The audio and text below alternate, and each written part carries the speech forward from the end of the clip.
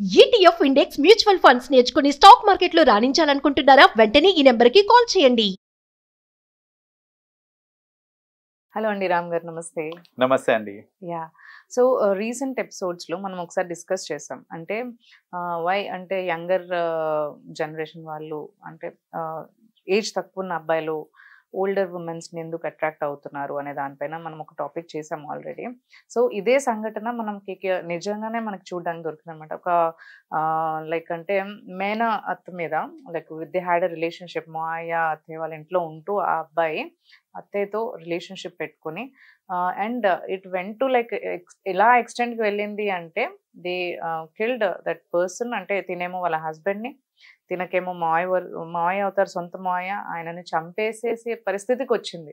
So relationships అనేది అంటే ఎక్కడ పోతున్నాయి అసలు అంటే ఏమి ఒక రిలేషన్షిప్ అనేది కానంటే ఒక వాళ్ళకి ఏమవుతారు అనేది ఏమి కూడా తెలుసుకోకుండా ఫ్యూచర్ ఏంటి అని ఆలోచించుకోకుండా వై ఎందుకు ఇలా అవుతున్నాయి అంటారు అసలు? ఇది ఈ రీసెంట్గా జరిగిన సంఘటన అండి. దాంట్లో మనం చూసింది లైక్ ఆ అబ్బాయి 17-18 years ఓల్డ్ అబ్బాయి అండి. అంతే అతను లైక్ 17 years అబ్బాయి మేనత్తతో రిలేషన్షిప్ లో ఉంటూ వాళ్ళ సొంత మామని ఆమెతో పాటు కలిసి ఇద్దరు చంపేయటం అనేది జరిగింది. చంపేసి రైల్వే ట్రాక్స్ మీద పడేసి అది ఒక సూసైడ్ లాగా క్రియేట్ చేద్దాం అనేసి అనుకున్నారు. బీటెక్ జాయిన్ అవడానికంటే when he finished his inter he came to that house. B Tech join అవ్వడానికి హీ కేమ్ ఇన్ దేర్. అప్పుడే వాళ్ళకి రిలేషన్షిప్ స్టార్ట్ అయ్యి అండ్ తర్వాత he went in to that like B Tech join అయ్యి 2 years అలా. అంత ఏజ్ కి వాళ్ళకి ఏం తెలుస్తుందని అంటే అసలు లైక్ అయితే ఇక్కడ అంత ఏజ్ కి ఏం తెలుస్తుంది అని అంటే ఇది ఒక రాంగ్ నోషన్ ఉందండి కరెంట్లీ సొసైటీలో. అందరు ఏంటంటే ఇంతకు ముందు జనరేషన్ వేరండి, కరెంట్ జనరేషన్ వేరు. మనం ఏంటంటే మన థాట్ ప్రాసెస్ లో ఏంటంటే చిన్నపిల్లాడే కదా, చిన్నపిల్లనే కదా అనే ఒక థాట్ లో ఉంటాం. మనం 10th 9th ఇంటర్ అనుకుంటే చిన్నపిల్లలనే అనుకుంటాం, మనం చిన్నపిల్లలని అనుకుంటున్నాం. కానీ కరెంట్ జనరేషన్ అట్లా లేదు. దెర్ ఆర్ మల్టిపుల్ థింగ్స్ అండి. ఒకటి ఏంటంటే మనం అవి మారుతున్న ఫుడ్ హ్యాబిట్స్ వల్ల, the kind of food we are eating, దాని వల్ల అండ్ యాక్సెస్ ఆఫ్ టెక్నాలజీ ఏదైతే ఉందో ఇప్పుడు మనకి, సో వీటి వల్ల ఏంటంటే పిల్లలు చాలా తొందరగా మెచ్యూర్ అవుతున్నారు, వాళ్ళు చాలా తొందరగా పెద్దగా అయిపోతున్నారు వాళ్ళు. ఇంతకు ముందు చూసుకుంటే అమ్మాయిలు ఏంటంటే ఎట్ ది ఏజ్ ఆఫ్ 13 ఆ టైంకి వాళ్ళు 13, 14, 15 ఆ టైంకి ఆ మెచ్యూరిటీ అనేది వచ్చేది. లైక్ వాళ్ళు అప్పుడు మెచ్యూర్ అయ్యేవాళ్ళు. కరెంట్ జనరేషన్ లో అస్టానిషింగ్ అండి. ఇప్పుడు ఆల్మోస్ట్ 9 years 10 years 11 years ఆ టైం కల్లా మెచ్యూర్ అయిపోతున్నారు. సో అది ఫిజికల్ మెచ్యూరిటీ కాదు, మెంటల్ మెచ్యూరిటీ కూడా అంత త్వరగా అయిపోతుంది వాళ్ళకి. సో ఆల్సో అబౌట్ ఈ సెక్షువల్ దీని గురించి నాలెడ్జ్ కానివ్వండి, ఇవన్నీ కూడా వాళ్ళకి బికాస్ ఆఫ్ టెక్నాలజీ తొందరగా తెలిసిపోతుంది వాళ్ళకి, రైట్? సో ఇప్పుడు ఏమవుతుందనంటే ఇంతకు ముందులాగా కాకుండా ఈ తొందరగా పెద్దవాళ్ళు అయిపోవడం వాళ్ళ మెంటల్ మెచ్యూరిటీ, ఫిజికల్ మెచ్యూరిటీ కూడా అయిపోవడము, దీనివల్ల ఏంటంటే at a very young age వాళ్ళు ఇలాంటి వాటికి బాగా అట్రాక్ట్ అయిపోతూ ఉంటారు. సో మనము జాగ్రత్తగా ఉండడం చాలా ఇంపార్టెంట్. మనము అనేసరికి ఇక్కడ స్పెసిఫికలీ పేరెంట్స్ చాలా జాగ్రత్తగా ఉండాలండి. సో ఇప్పుడు ఏమవుతుందంటే పేరెంట్స్ నేను చూస్తూ ఉంటాను, ఈ ఇన్సిడెంట్నే ఒక ఎగ్జాంపుల్ కింద తీసుకోవచ్చు మనము. అతనేంటి చిన్నపిల్లడే కదా ఉండని ఇంట్లో అని ఉండనిచ్చాడు వాడు. కానీ అక్కడ ఏమైంది అని అంటే ఆ అబ్బాయితోటి అంటే మేనల్లుడు వరుస అలాంటి అబ్బాయితోటి ఆమె రిలేషన్షిప్ పెట్టుకొని బేసిక్ గా ఏంటంటే ఇంకా కదా అసలు. అయితే అంటే తను చిన్నపిల్లడని చూడకుండా అంతగా మీరు అన్నారు ఇతని కంటే ఓకే ఏజ్ పరంగా ఏదో పిల్లడని వాళ్ళకి తెలియకపోయి ఉండొచ్చు, మరి తిన మెచ్యూరే అయి ఉండొచ్చు కదా, అబౌవ్ 30 ఉంటారేమో. డెఫినెట్ గా అబౌవ్ 30 ఉంటారు. కాకపోతే ఇక్కడ ఏంటంటే ఇప్పుడు యాక్సెసిబిలిటీ చూసుకుంటే ఇప్పుడు చూడండి చాలా మంది జనాలు అది కొత్తదనం కోరుకోవడానికి, సో వాట్ ఎవర్ రీజన్స్, ఇప్పుడు ఆమెకి పెళ్ళైన తీరు చూసుంటే గనక ఆమెకి ఏంటంటే తను ఇష్టపడి చేసుకున్న పెళ్లి కాదు అది. పెళ్ళైన తీరు చూసుకుని ఉంటే గనక అతను ఏంటంటే కట్నం ఏమి లేకుండా అమ్మాయి బాగుంది కదా అని కట్నం ఏమి లేకుండా చేసుకున్నారు. ఈమెకి ఏంటంటే వాళ్ళ పేరెంట్స్ నుంచి ప్రెషర్ ఏంటి, కట్నం ఏమి తీసుకోవట్లేదు, మళ్ళా government job, so government job కట్నం తీసుకోకుండా పెళ్లి చేసుకుంటా, ఇలాంటి సంబంధం నీకు ఎక్కడ వస్తుంది ఇంకా అని ఖచ్చితంగా వాళ్ళు ఏంటంటే బై ఫోర్స్ ఒప్పించి చేపించేసుకున్నారు. సో ఇప్పుడు ఏంటంటే ఇష్టపడి చేసుకోవడం వేరు, పెళ్లి ఏదో ఇంకా వచ్చింది కదా సంబంధము చేసేసుకుంటే అయిపోతుంది కదా అనే మోడ్ లో పెళ్లి చేసుకోవడం అనేది వేరు. ఈమెకు జరిగింది అదే. సో ఇద్దరు పిల్లలు కూడా ఉన్నారు. ఆఫ్ కోర్స్ ఇద్దరు పిల్లలు కూడా ఉన్నారు. సో ఇప్పుడు ఏమైందంటే ఆమెకి తొందరగా పెళ్ళైపోయి ఆమె ఇప్పుడు కాలేజ్కి వెళ్ళి ఎక్స్ప్లోర్ చేసి ఆప్షన్స్ని ఎక్స్ప్లోర్ చేయడం అంతా కాలేదు అక్కడ ఆమెకి. తొందరగా పెళ్ళైపోయింది ఆమెకి, తొందరగా పిల్లలు పుట్టేశారు. ఈ క్రమంలో ఏంటంటే పిల్లలు పుట్టేసిన తర్వాత ఆమె ఏంటి ఇంట్లోనే she was confine to home, ఇంట్లోనే వండుకుంటూ బీఈడి కూడా చేశారు తను. సో ఇంట్లో వండుకుంటూ బీఈడి ఇప్పుడు బయట ఆప్షన్స్ ఏమీ లేకుండా సడన్ గా ఒక ఏజ్ లో ఉన్న అబ్బాయి, వరుస ఏదైనా కానివ్వండి, ఏజ్ లో ఉన్న అబ్బాయి ఇంట్లో తిరుగుతున్నాడు. సో ఆబ్వియస్లీ ఏంటంటే ఆ అట్రాక్షన్ అనేది క్రియేట్ అయ్యేదానికి స్కోప్ ఉంది అక్కడ. సో అలా అట్రాక్షన్ ఆమె సైడ్ నుంచి చూసుకుంటే ఎందుకు ఆలోచించలేదు అని అంటే పెద్దగా ఆమెకి ఎక్స్పోజర్ లేదు, సడన్ గా ఒక ఎక్స్పోజర్ వచ్చేసరికి ఇంక ఇదే ఆప్షన్ కింద తీసేసుకుందాం.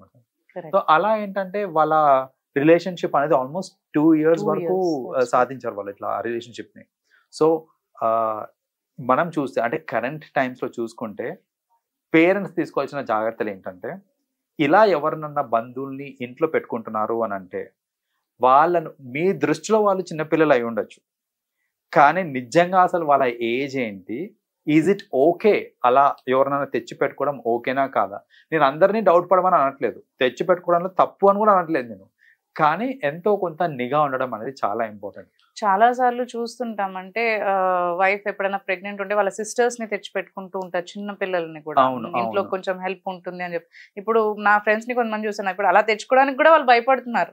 ఎగ్జాక్ట్లీ ఈ జరుగుతున్న సిచ్యువేషన్స్ చూసి. అవును. ఇప్పుడు ఎందుకంటే ఇప్పుడు అలా సిస్టర్స్ తెచ్చుకుంటే మళ్ళా వాళ్ళిద్దరికి ఏదైనా రిలేషన్ వస్తుందేమో అనేసి, వాళ్ళ సిస్టర్ కి ఇంకా హస్బెండ్ కి ఏదైనా రిలేషన్ ఉంటుందేమో అనేసి ఇలాంటివి అవుతూ ఉంటాయి.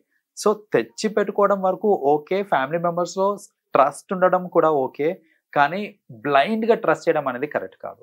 సో గుడ్డిగా నమ్మేయద్దు మీరు బికాస్ ఇద్దరు మెచ్యూర్డ్ పీపుల్ ఉన్నారు అక్కడ అన్నప్పుడు ఏ దానికన్నా పాసిబిలిటీ ఉంటుంది. కాబట్టి మనం ఏంటంటే ఆ నిఘా పెట్టుకోవడం చాలా ఇంపార్టెంట్. అలాగే ఇంట్లో ఏం జరుగుతుంది అనేది, ఇప్పుడు ఇంకొకటి ఏదన్నా చిన్న హింట్ వచ్చినా సరే that there is something wrong ఈ రిలేషన్షిప్ లో అనేసి చిన్న హింట్ వచ్చినా ఇమ్మీడియట్ గా యాక్షన్ తీసుకోవాలి. యాక్షన్ ఇమ్మీడియట్ గా తీసుకోకుండా దాన్ని డిలే చేసినా, లేకపోతే క్షమించేసి, లేకపోతే పోస్ట్పోన్ చేసినా కూడా ఏమవుతుందంటే ఇలాంటి రిలేషన్షిప్స్ ఇంకా బలపడతా ఉంటాయి మనకి. సో ఈ కేసులో చూసుకుంటే కూడా బేసిక్ గా ఏంటంటే ఆయనకి తెలిసిన డౌట్ వచ్చినప్పుడు, ఇనీషియల్ గా డౌట్ వచ్చినప్పుడే నువ్వు ఇక్కడ అవసరం లేదు, నువ్వు వెళ్ళి హాస్టల్లో ఉండు అనేసి చెప్పిన తర్వాత ఈ విషయం ఇమ్మీడియట్ గా వాళ్ళ పేరెంట్స్ కి చెప్పలేదు. ఆయన చెప్పలేదు. ఇప్పుడు నువ్వు వాళ్ళ సిస్టర్ వాళ్ళ కొడుకే కదా, ఫోన్లో బ్యాడ్ ఎందుకు చేయడం అని అనుకొని ఆయన చెప్పలేదు. చెప్పకపోయేసరికి ఏమైంది అని అంటే వీళ్ళ ఆటలు సాగినాయి. ఇప్పుడు అతను ఇంకా అక్కడే ఉండడము, అంటే ఆ చుట్టుపక్కలనే హాస్టల్లో ఉండడము, రెగ్యులర్ గా వచ్చి కలవటము, ఇవన్నీ జరిగినాయి. అదే వాళ్ళ పేరెంట్స్ కి అప్పుడే ఇంటిమేట్ చేస్తుంటే కనుక అసలు ఇంతవరకు వచ్చి ఉండేది కాదు. అయితే అసలు ఈ కేసు ఛేదించడానికి కూడా రీజన్ చెప్పాలంటే ఆ తెలియపరచడమే. ఎందుకంటే ఆఫ్టర్ దాట్ ఇంకోసారి పట్టుబడ్డప్పుడు వాళ్ళ అక్కకి చెప్పుకున్నాడు ఇతను, లైక్ ఇలా అవుతుంది అనేసి చెప్పుకున్నారు.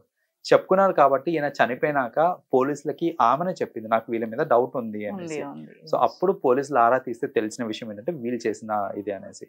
సో వీళ్ళు కూడా చూడండి, ఇలాంటి రిలేషన్షిప్స్ కి యాక్చువల్ గా ఫ్యూచర్ ఉండదు. సో ఎవరన్నా తెలుసుకోవాల్సింది అదే, ఇప్పుడు మీరు చేసే ఇలాంటి రిలేషన్షిప్ పెట్టుకుంటున్నారు అని అంటే వాటికి ఫ్యూచర్ ఉండదు. దానికోసం they are going when to that extent. ఒక ఆయన్నే చంపేసి ఇతనికి ఎంత ఫ్యూచర్ ఉంది అసలు? Bright just BTech student, second year చదువుతున్నాడు. అవును, ఈమెకు పిల్లలు ఉన్నారు, ఇతన డిఫరెంట్ ఫ్యూచర్ ఉంది, ఈ అబ్బాయికి డిఫరెంట్ ఫ్యూచర్ ఉంది. బట్ మీరు అన్నట్టు కొన్ని రిలేషన్షిప్స్ మనం మాట్లాడుకున్నాం, అక్కడి వరకు ఉండి వాళ్ళు అప్పటి వరకు దే ఫైండెడ్ ద రిలేషన్షిప్ అంతవరకు అంటే ఓకే. బట్ ఇంత ఎక్స్టెంట్ కి వెళ్ళి ఒక పర్సన్ ని చంపేసే అంత ఎక్స్టెంట్ కి వెళ్ళారు అంటే what made them to do that అంటారు? అసలు జనరల్ గా ఏంటంటే ఇలాంటి వాళ్ళు ప్రెసెంట్ గురించి ఆలోచిస్తారే తప్ప ఫ్యూచర్ గురించి ఆలోచించరు. సో ప్రెసెంట్లీ నాకు వచ్చే ఫన్, నాకు వచ్చే ఎంటర్టైన్మెంట్ దూరం అవుతుందే అనే ఆలోచనలోనే ఉన్నారే తప్ప నేను దీని వల్ల ఫ్యూచర్ లో ఏమైనా సఫర్ అవుతానా ఇవన్నీ ఆలోచించరు జనరల్ గా. ఇప్పుడు చూడండి ఈ కేసులో కూడా చూసుకుంటే బ్రెడ్ అన్నారు, అతను ఒక్కడే పనిచేస్తున్నాడు ఇంట్లో, సంపాదించే భర్తని చంపేస్తే నా పిల్లలకి ఫ్యూచర్ ఏంటి అని ఆమె ఆలోచించలేదు. సెకండ్ ఇయర్ బీటెక్, నేను ఫ్యూచర్ లో బాగా చదువుకుంటే నాకు మంచి కెరీర్ ఉంటది, నా ఏజ్ కి తగ్గ వైఫ్ ఉంటుంది నాకు, తిను కాకపోతే ఇంకా ఎంతో మంది గర్ల్స్ ఉంటారు. ఇవన్నీ ఆలోచించాలి. ఇవన్నీ ఆలోచించకుండా ఇలాంటి నేను చెప్పినట్టు ఇలాంటి వాటికి ఎలాగో ఫ్యూచర్ ఉండదు. ఇప్పుడు చూడండి, సపోజ్ పట్టుపడలేదు అనుకోండి, ఎంత వరకు అవుతుంది ఇదంతా సాగదు. మహా అంటే మహా 1 అంటే year ఇంకో 1-2 prolong years చేస్తారేమో prolong అవుతుందేమో అంతే. ఆ తర్వాత వీడికి ఉద్యోగం వచ్చో లేకపోతే పెళ్ళయ్యో ఏదో ఒకటి మొత్తానికి ఎక్కడో చోట బ్రేక్ పడుతుంది. అండ్ ఆ 1-2 years మీరు అన్నట్టు ఎర్న్ చేసే హస్బెండ్ లేనప్పుడు తన ఎర్నింగ్స్ ఎక్కడ, ఆ పిల్లల్ని చూసుకునే వాళ్ళు ఎవరు, ఆ మాత్రం కూడా ఆలోచించకుండా when they are stepping into అంటే ఎక్కడ లోపం అవుతోంది అనేది అసలు అర్థం అంత ఆలోచన శక్తి ఉంటే అసలు ఇక్కడ దాకా రాదండి. జనాలు ఏంటంటే ఆ టెంపరరీ బెనిఫిట్స్ కోసం కానివ్వండి, టెంపరరీ హ్యాపీనెస్ కోసము ఈ పర్మనెంట్ డ్యామేజ్ చేసుకుంటారు చూడండి. That is the most foolish thing. So మీరు ఎప్పుడైనా రియలైజ్ అంటారు అంతా చేయి జారిపోయినాక ఇప్పుడు చూడండి, ఇప్పుడు ఏంటి వాళ్ళకి, పోనీ వాళ్ళు ఇద్దరు కలిసి ఉంటున్నారా? కలిసి ఉండట్లేదు, జైల్లో ఉంటున్నారు ఇద్దరు. ఎవరికి వాళ్ళు జైల్లో ఉంటున్నారు, ఆ పిల్లలు అనాథ అయిపోయారు, అతను చనిపోయారు. ఎంత మందికి జరిగిన నష్టం ఇది. సో ఒక ఇద్దరు కలిసి ఉందాం అనుకునే క్రమంలో ఎంత మందికి అసలు నష్టం జరిగింది. సో ఇలాంటి ఆలోచించకుండా వీళ్ళు ఇప్పుడు రియలైజ్ అయి ఉండొచ్చు నాకు తెలిసి. శిక్ష పడ్డాక రియలైజ్ అవుతారు వాళ్ళు. సో అందుకనే ఇలాంటి రిలేషన్షిప్స్ ఎవరైనా ఉన్నా అది టెంపరరీ అని గ్రహించి అది అక్కడికి వదిలేసి ఏది ఇంపార్టెంట్ లైఫ్ లో అనేది తెలుసుకుంటే లైఫ్ లో హ్యాపీగా ఉంటారు. కొంచెం ఆలోచనతో పనిచేయాలి అసలు యాక్చువల్లీ, రైట్? మీరు అన్నట్టు ఇప్పుడు ఆ పిల్లలు అనాథలు అయిపోయారా, ఆయన లేడు, ఎర్న్ చేసి అతన్ని చంపేశారు, వీళ్ళు జైల్లోకి వెళ్ళారు, అనవసరంగా పిల్లలు అనాథలు అయిపోయారు. Absolutely right. Thank you so much Ram garu. You welcome.